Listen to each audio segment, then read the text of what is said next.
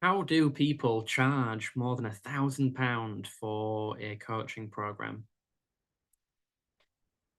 One of the big things that I believe to be a benefit of coaching is the fact that you have this choice with a lot of things that you do, whether it be your marketing, your coaching programs, what's included, and even the pricing.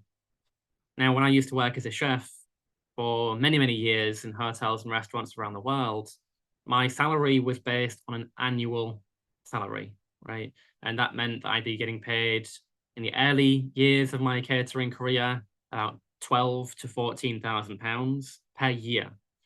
And as I started to progress, that would maybe creep up to 22, 24,000, and eventually I landed about 30,000 pounds when I was at the height of my catering career.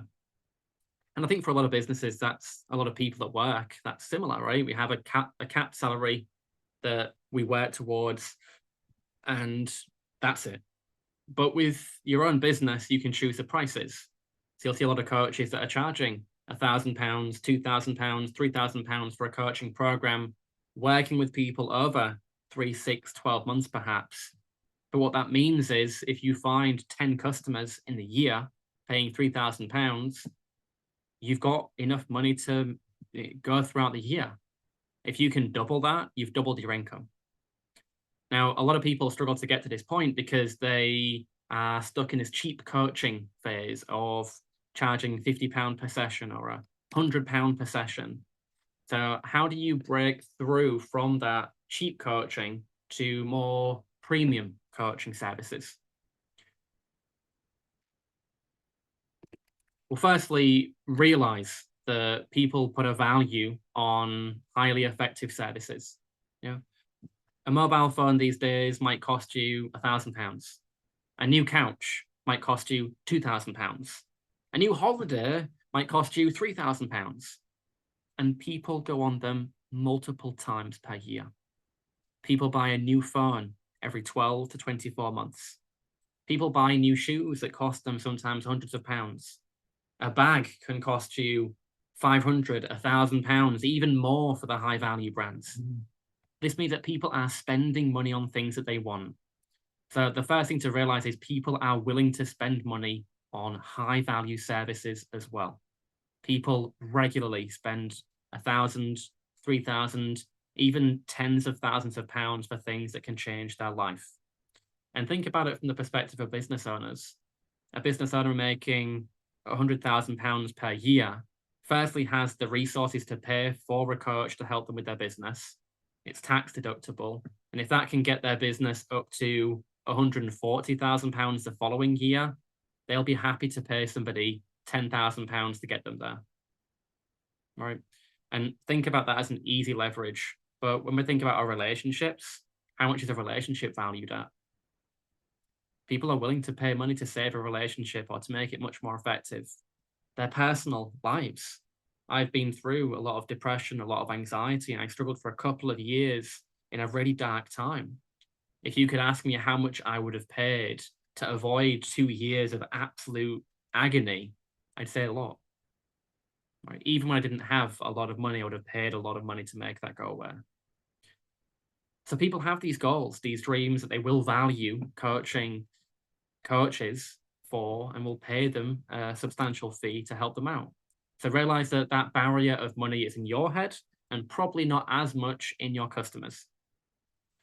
Number two is to think about the journey you're trying to take people on and building a process that supports them. This means understanding who your audience is and what they need on a typical journey to succeed, right? And that will often be a case of tailoring your individual coaching sessions to a reasonable degree, because when you're actually coaching with people, it can be quite free flowing. But we're aiming to take people through a structure of things that they'll need to support them on their journey to becoming successful or to reach their goals.